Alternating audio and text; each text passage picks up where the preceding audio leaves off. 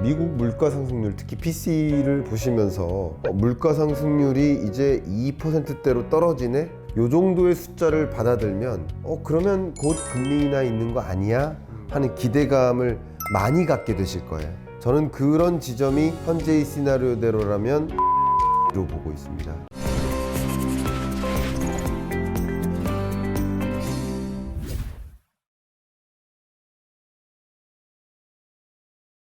자이언티TV 홍성용 기자입니다. 오늘은 김광석 한국경제산업연구원 경제연구실장님을 모시고 2024년 세계 경제 전망과 국내 경제 전망 한번 들어보겠습니다.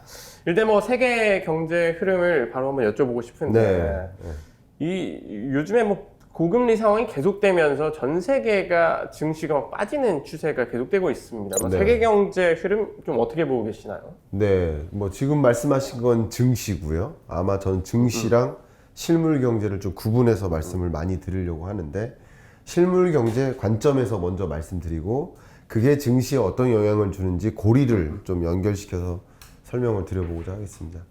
실물 경제는 올해 경제보다 내년 경제가 더 안 좋습니다. 그러니까 안 좋은 경제로 전개되는 흐름이라고 보시면 좋겠고요. 일단 글로벌 경제 관점에서는 올해 성장률이 3.0%고 내년 성장률이 2.9%니까 IMF 전망 기준으로 그러면 올해 경제보다 내년 경제가 더 안 좋아진다. 올해도 안 좋았는데 내년에는 그거보다 더 안 좋아진다. 이렇게 생각하시면 좋겠고요. 그 경기 침체의 양상 속에서 중동 불안이 또 등장했고, 그게 경기는 또 하방 압력을 주고 물가는 또 상승 압력을 주니까 이 고물가가 더 장기화되고 더 높아지고, 그리고 또 그 고물가를 잡기 위해서 고금리를 채택했으니까 고금리 기조도 더 오래 지속될 것으로, 그러니까 금리 인하의 시점이 더 지연되는 것으로, 그러니까 고물가 고금리가 시장에 압박을 주는 거죠. 이 실물 경제에. 고금리면 더 힘들잖아요. 고물가면 더 힘들고요. 고물가 고금리가 더 장기화되는 양상이니까 실물 경제적으로는 굉장히 부담이 되고 22, 3년에서 만약에 고물가라는 숙제가 끝났다면 그러면은 이제 좀 체력 다 소진했어도 이제 좀 되겠네 이런 생각을 하겠지만, 체력을 다 소진해 가면서 22년, 23년을 보냈는데 23년에 또 오르막길인 거죠, 소위. 그러니까 정말 체력이 소진된 상태에서 더 어려운 경제를 만나니까 참 더 어렵다, 이렇게 설명드리는 게 맞는 것 같습니다. 2023년도 사실 이제 대중들이 체감할 만큼 너무 이제 물가가 많이 오르고, 네. 이제 금리가 올라버리니까 이제 대출이자 내기도 너무 버겁고 이런 게 이제 실물 경제에서 우리가 그렇죠. 영향을 받는 거였는데, 네. 이제 2024년에 올해보다 더 힘들 수 있다, 이렇게 보시고 계시는 거네요. 네. 요런 실물 경제, 그러면 이 미국 경제 얘기를 좀 해보고 싶은데, 네네. 일단 이제 증시를 얘기를 이따 하기 앞서서 네. 미국 경기는 올 하반기 들어서 이제 소비가 점점 더 침체 일색으로 간다, 이런 얘기들도 하시더라고요. 네. 미국 경기도 계속해서 좀 그래도 올해는 고용도 나아지고 지표도 좋아지고 좀 불안한 지표들이지만 아무튼 좋은 분위기가 좀 이어졌다고 보여졌는데, 네. 결국에 또 안 좋은 분위기로 간다, 이렇게 보시고 계시나요? 우리가 받아든 그 모든 지표들은 거의 대부분이 9월 지표입니다. 그러니까 특히 10월 달에 만났던 그 모든 지표들은 고용, 물가, 미국의 경제 성장률 3분기예요, 3분기. 4분기가 아닙니다. 10월 지표도 아닙니다. 10월 지표는 11월에 받아드는 거죠. 그러니까 지금 받아든 경기 지표 대부분이 나름 미국 경제가 매우 강하게 전개되는 모습이었고, 4.9%의 3분기 성장률은 정말 그 4분기 경제가 어떻게 될지를 좀 가늠하시는데 좀 도움이 될 텐데, 그러니까 4.9%에서 반으로 나누면 대략 한 2.5 정도 되잖아요. 근데 그 소비 증가율, 개인 소비 지출의 증가율이 2.6%포인트예요. 그러니까 반 이상, 그러니까 4.9%의 성장을 이룬 그 배경이 소비였어요.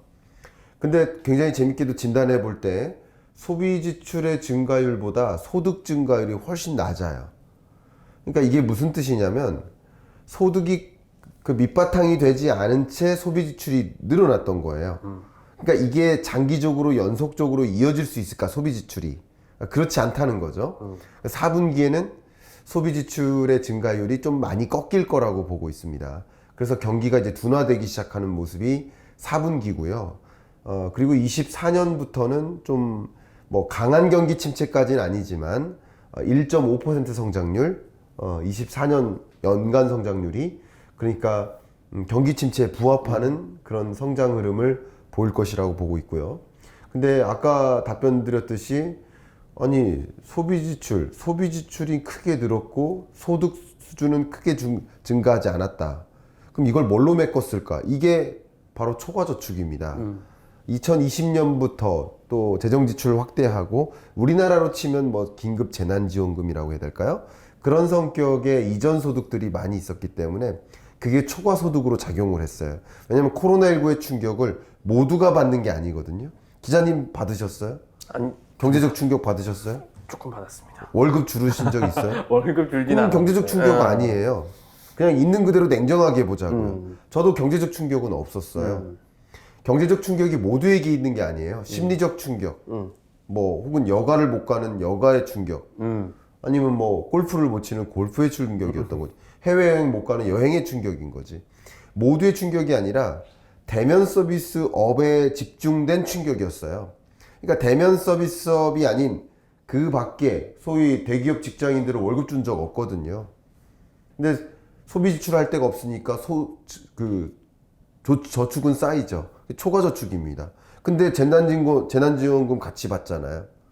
결국 재난지원금이 소진된 영역은 이 대면 서비스업에 종사하는 그런 뭐 종사자 혹은 자영업자 혹은 그 자영업체에서 근무하는 임금 근로자, 이들의 충격이었던 것이고, 이 대면 서비스업이 아닌 그 밖의 나머지 영역은 충격이 없었기 때문에 월급은 그대로 똑같이 들어오고 소비 지출한 규모는 줄죠. 여행 못 가고 골프 못 치고 하니까, 오락 서비스 뭐 이런 거, 공연 서비스 이런 거 못 하니까. 그러니까 이게 재난지원금은 받고 소비 지출은 줄고 금리도 싸고 20년, 21년 동안 초과저축이 쌓인 거예요. 그 초과저축이 22년, 23년에 소진되는 겁니다. 근데 23년 4분기부터 거의 다 소진되어 가는 시점이 와요. 그러니까 그런 것들이 결과적으로 3분기까지는 나름의 성장세를 뒷받침했는데 초과저축이 소진되고 소득의 증가세는 이어지지 않고 이 고물가 속에서 뭐 소비할 만한 여력은 줄고 고금리로 인해서 이자 상환 부담은 가중되고 이런 것들이 맞물리면서 미국 경제 같은 경우 4분기부터 둔화, 그리고 24년에는 경기 침체의 양상이 보일 것이다. 근데 경기 침체가 우리나라가 경험하고 있는 이런 1.4% 언더의 굉장히 가혹한 성장률이 아니라 1.5% 수준의 경기 침체. 그러니까 미국의 잠재 성장률을 살짝 밑돌긴 하지만 거의 잠재 성장률에 준하는 그런 실질 성장률을 보일 것으로 전망되기 때문에 마일드한 경기 침체에 비유되지 않을까 이렇게 생각합니다. 말씀 주신 것처럼 이제 뭐 초과저축 2020년과 21년에 쌓아뒀던 초과저축이 이미 이제 다 소진됐고, 그 다음에 23년 4분기에도 이제 거의 바닥을 드러내면서 경기 침체 분위기로 온다. 뭐 요 말씀이신데요. 이제 미국은 선거를 또 앞두고 있으니까 이제 바이든 행정부에서 어떤 행정부로 바뀔지 뭐 모르는 상황입니다만, 뭐 트럼프가 다시 뭐 등장할 수도 있고 지금도 이미 등장해서 뭐 영향력을 보이고 있죠. 이게 이제 정권이 바뀌거나 바뀌지 않거나 아무튼 선거를 앞두고는 또 경기 부양을 하는 느낌으로 뭔가 각 정책을 쓸 가능성이 큰데, 그런 경우에는 경기 침체 분위기를 미국 정부가 관망하고 있을까요? 그러니까 지금 사실 두 마리의 토끼예요. 그러니까 선거를 앞둔 입장에서도 역시 두 마리의 토끼예요. 고물가가 지속되면 표에 도움이 될까요? 아니거든요. 그렇죠. 경기가 안 좋으면 표에 도움이 될까요? 아니거든요. 그러니까 둘 중에 하나는 잡아야 되는 건데 둘 다 지금 못 잡고 있는 거예요. 나름 경기는 잡고 있었던 거예요, 그동안. 근데 물가를 아직 못 잡았던 거죠. 근데 물가를 더 추가적으로 잡기 위해서는 경기를 좀 악화시켜야 되는데 지금으로서는 물가를 먼저 잡자라는 판단이라고 저는 해석을 하고요. 다만 이 선거를 앞두고 우리가 관전해야 될 중요한 포인트는 이제 기준금리가 아니라 국채 발행량이다. 저는 이렇게 생각합니다. 기준금리는 추가적으로 인상하는 그런 스탠스가 아니고 아마 지금의 이 기준금리가 한동안 오랫동안 유지될 흐름으로 진단하면 좋겠고요. 물론 추가적인 금리 인상 가능성은 열어둘 겁니다. 왜냐하면 중동 전쟁이 또 어떻게 확전될지도 누구도 알 수 없는 상황이기 때문에 확전된다 그러면 국제 유가가 급등하고 그게 3개월 정도 후에 물가 상승률로 반영이 되어서 나타나요.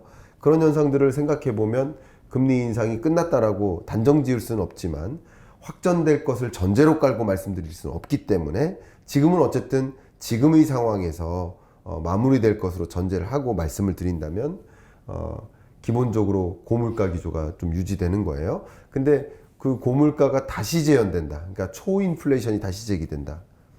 9.1%의 수준에 달하는 그런 양상이 또 나타난다면 추가적인 금리 인상이 있을 수 있죠. 근데 지금으로서는 그런 걸 전제로 할 수 없기 때문에 5.5%의 기준금리가 한동안 유지될 것이다. 이렇게 좀 가정을 하고 말씀드리면 그러면 이 기준금리가 시장에 영향을 미치진 않을 거야, 상대적으로. 주식시장 관점에서 말씀드린 겁니다. 그럼 국채 발행량이죠. 근데 국채 발행을 늘린다. 미국 정부가 부채를 추가적으로 의존을 하는 형국으로 나아간다. 경기 부양을 통해서 또 표심을 또 사기 위해서 만약에 그런 행보를 보인다.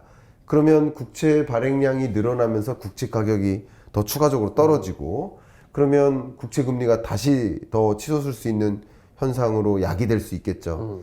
그 시나리오는 보셔야 됩니다. 그러나 현재로서는 옐렌 장관이 어쨌든 국채 발행량을 줄여나가겠다. 22년 3, 4분기랑 비교를 해보면 대략 한 70%, 80% 수준으로 좀 줄여나갈 계획을 좀 가지고 있습니다. 이것은 이제 국채금리가 다시 치솟지 않을 수 있는 배경이 될 수 있겠지만 뭐 그런 발표와 달리 지금 어쩌면 셧다운을 면하기 위해서 좀 그런 행보를 발언을 한 걸 수도 있겠지만 실질적으로 국채 발행을 늘리거나 또 부채에 의존하는 그런 경제로 가다 보면 국채금리는 치솟죠. 그리고 굉장히 재밌는 게 이런 걸 구축 효과라고 하는데 미국 정부가 나라 살림살이를 더 보탬이 되도록 하기 위해서 국채를 추가적으로 발행하고 부채 의존을 하지만 그게 오히려 민간 기업들의 채권 발행을 어렵게 만들어요. 민간 기업들이 자금을 마련해서 신규 투자를 하고 싶은데 이 국채 금리가 이렇게 높은 상황, 국채 가격이 이렇게 낮은 상황에서는 아무리 싸게 채권을 내놔도 민간 기업들이 자금을, 투자자를 찾기가 어려워요. 자금 마련이 어려워져요. 그러니까 이게 오히려 미국 경기를 좀 안 좋게 만들 수 있어요. 그러니까 지금 이미 치솟은 국채 금리가 미국 경제에 부정적인 영향을 미칠 거라고 봅니다. 그게 4분기에 혹은 24년에 영향을 미칠 거라고 보고 있어요. 그리고 이제 추가적인 국채 발행을 안 한다라는 스탠스로 바꾸는 이유는 좀 너무 가혹한 경기 침체로 가지 않도록 하는 그런 것도, 그러니까 셈법이 굉장히 복잡하죠. 어쨌든 국채를 발행해서 미국 경기를 부양시키려는 생각도 있고 그게 어쩌면 표심을 잡기도 더 도움이 될 수도 있겠지만 그렇게 함으로써 구축 효과가 나타나서 민간 경제가 더 어두워질 수 있기 때문에 적정한 스탠스를 좀 찾아가는 흐름이지 않을까 저는 이렇게 판단하고요. 어쨌든 향후에 국채 발행 추세 이런 것들이 추가적인 시중금리를 끌어올리는, 그러니까 기준금리는 작동 안 하더라도 기준금리는 이제 놓을 거예요. 추가적인 인상 없이 계속 동결해 나갈 겁니다. 기준금리는 그냥 휴식기간인 거예요. 굳이 따지면.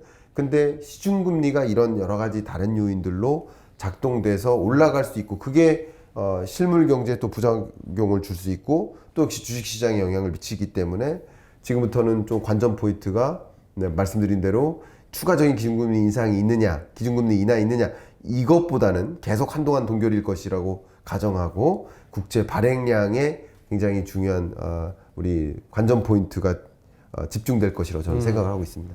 기준금리가 유지된다는 선에서 국채 발행량을 좀 주시할 필요가 있다. 이게 이제 뭐 시장에서의 시중금리에 영향을 미치면서 경기를 좀 좌우하는 핵심 단추가 될 수 있다 이런 얘기를 해주셨고요. 네. 그럼 이제 미국 경기 얘기하다 보니까 사실 이제 미국 실물 경제가 안 좋아. 예전에는 이제 실물 경제가 안 좋으면 무조건 증시도 뭐 안 좋다. 뭐 이렇게 뭐 아무튼 뭐 연관관계가 네. 좀 있었는데 이제 실물 경기가 안 좋은 거랑 떠나서 예. 증시는 막 화랑인 경우도 있고 막 그랬잖아요. 코로나를 예. 지나면서. 네. 근데 이제 증시 얘기를 잠깐 여기 미국 증시 얘기를 하면 네. 실물 경기가 점점 안 좋아질 가능성이 농후한 상황에서의 내년 증시는 좀 어떻게 보시나요? 미국에 투자하는 서학개미들이 워낙 많기 때문에. 네. 일단은 우리가 갖고 있었던 고정관념을 좀 깨실 필요가 있겠다 생각을 하는데요. 2020년 팬데믹 경제 위기, 실물 경제가 좋았습니까? 나빴습니까? 안 좋았죠. 최악이었죠. 네. 근데 증시는 어땠습니까? 최고였죠. 최고였죠. 네. 벌써 상식이 깨지죠. 네. 연결고리가 실물 경제가 악화되면 자본시장이 악화된다라는 그 연결고리가 벌써 깨집니다. 2021년까지 증시가 좋았고 21년까지 실물 경기가 안 좋았습니다. 2022년으로 돌아가 볼까요? 2022년에는 실물 경제가 다소 회복되는 구간이었어요. 코로나19 이전 수준으로까지 간다 만다 하는 그런 구간이었습니다. 근데 2022년에 주가가 어땠습니까? 주식시장 완전히 무너졌죠. 그렇죠. 맞습니까? 완전히 무너졌잖아요. 완전히 무너졌죠. 완전히 무너졌어요. 2022년이 23년보다 더 안 좋았거든요. 자, 실물 경제와 자본시장이 같이 돌아가는 게 아니다라는 게 벌써 증명이 됐죠. 23년을 볼까요? 23년의 자본시장과 자산시장을 좀 비교해 보면 23년 실물 경제는 다시 어두워졌어요. 근데 자산시장, 특히 부동산 시장을 보시면 7월 말일 기점으로 해서 전국 평균 아파트 매매 가격이 상승세로 전환되죠. 다르잖아요. 자본시장도 주식시장도 2022년만큼 어렵지는 않죠. 안 좋은 경제 맞아요. 증시도 안 좋아요. 근데 22년보다 안 좋진 않잖아요. 다르지 않습니까? 실물 경제적으로 또 기준금리를 가지고 비교해 보면 2022년의 기준금리가 23년 지금의 기준금리보다 높습니까? 낮습니까? 낮죠? 네. 그때 0.5에서 시작했잖아요. 그랬죠. 지금 5.5%잖아요. 물론 오늘 녹화일 기준으로 오늘 자고 일어나면 새벽에 FOMC 회의 결과가 나오겠지만 저는 현재 동결로 바라보고 있어서 그렇게 의견을 드리고 있습니다만 FOMC 회의 결과 이후에 이 영상을 보실 것 같아서 그렇게 말씀을 드립니다. 자, 그러면 금리의 레벨은 5%가 힘들어요. 0.5%가 힘들어요. 5%가 힘들죠. 실물 경제는 0.5% 기준금리보다 5.5%가 더 힘들어요. 실물 경제는. 기업도 힘들고, 가게도 힘들어요. 근데 자본시장, 자산시장은 5.5%일 때가 안 좋은 거예요. 0.5%에서 5.5%로 향할 때 안 좋은 거예요. 향할 때 안 좋은 거예요. 왜 그럴까요? 첫 번째는 선행성, 선반영이라는 개념도 있겠고, 두 번째는 심리입니다, 심리. 기준금리가 앞으로 이렇게 올라갈 거야 라고 생각할 때, 그때 공포감을 느끼고 시장에서 돈을 내던지고 떠나잖아요. 그런 현상이 2022년에 주가를 무너뜨렸지 않습니까?